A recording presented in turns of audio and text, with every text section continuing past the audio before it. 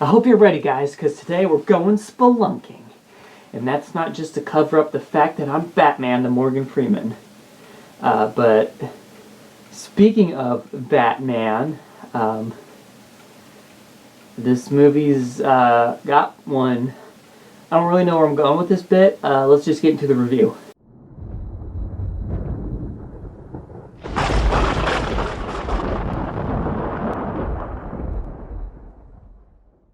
Mexican horror cinema is fascinating. It is just its own special, savory flavor of weirdness. Specifically looking at films from the 50s and 60s era. So you look at, just like American horror films from that same time, and there's like a completely different vibe about it. A lot of the American horror films were pretty focused on atomic age stuff and some alien invasions, and there's probably a bit of that in the Mexican horror films as well, but there's also just a lot of weird stuff, like what we're going to be talking about today. This is Adventures at the Center of the Earth. Is that right? Is that the titles? Yeah.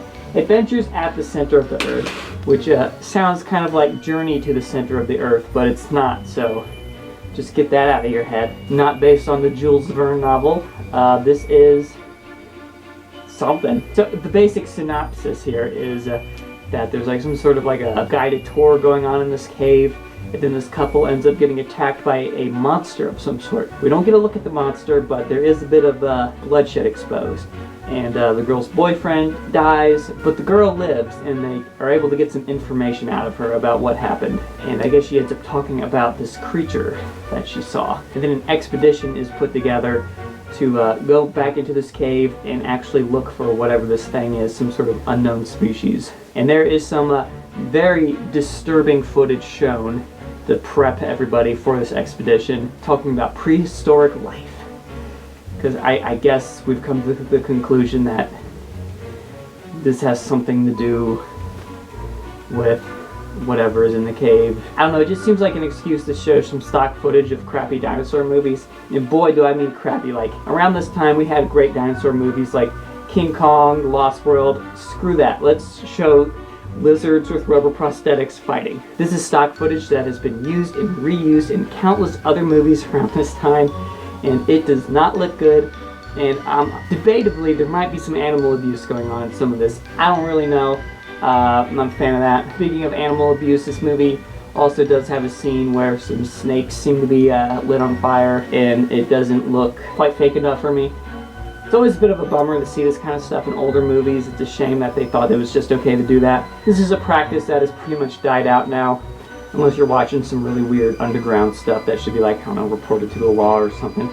But anyway, enough of that. So when we're done watching this embarrassing dinosaur footage, which is, I don't even know what the point of it really was, we get to the expedition. We do spend a little bit of time getting to know some of our characters. One of them ends up discovering some diamonds, and her and her husband are planning to, I guess, profit off of this, but they can't tell anyone else. But then there's another guy that, he's eavesdropping and he hears about it, and that becomes like a subplot. But then there's also some romance bull crap that's really boring, and then this one dude starts like serenading in the cave.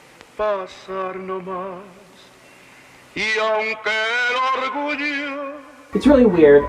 Let's just gloss over that right now. Let's get straight to the monsters. This movie gives you a variety of monsters. The first one we end up getting a good look at is this Cyclops creature, which is top tier Mexican horror movie monster.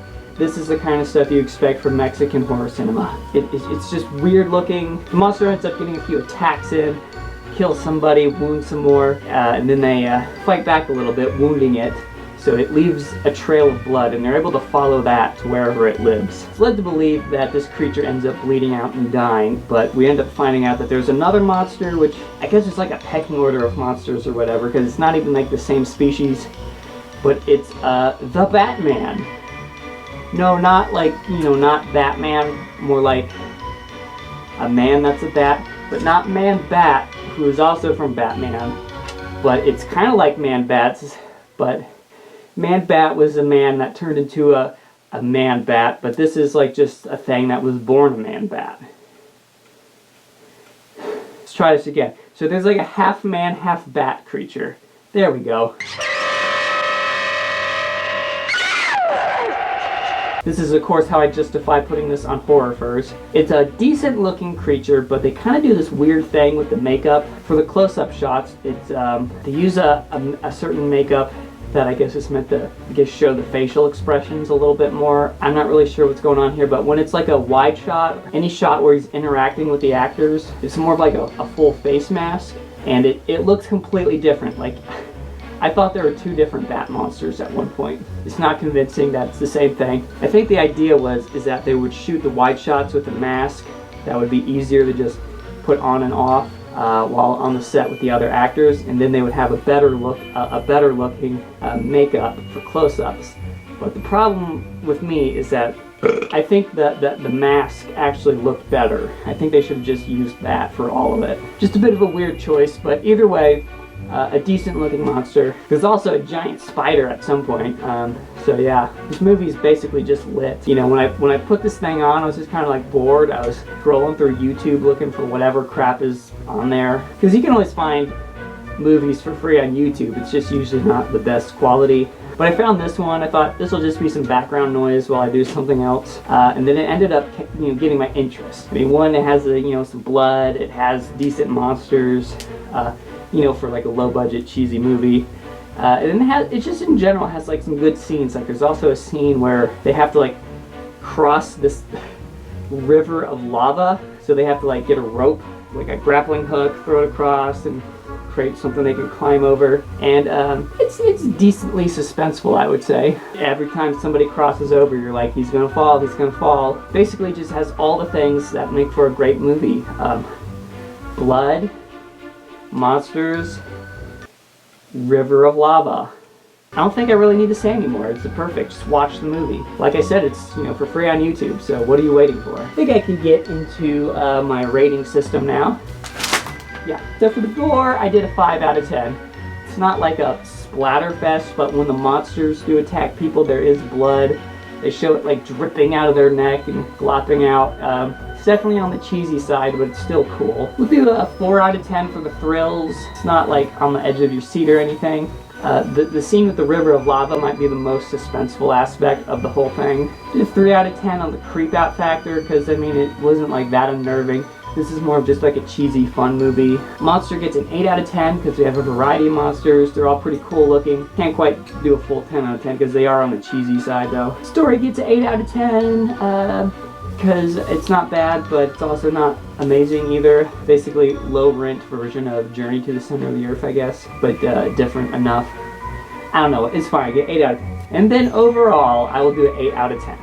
I thought this was a pretty entertaining little movie. I was pleasantly surprised. I was just looking for background noise, and I actually got entertained. That's a job well done as far as I'm concerned. So that's my review of this thing.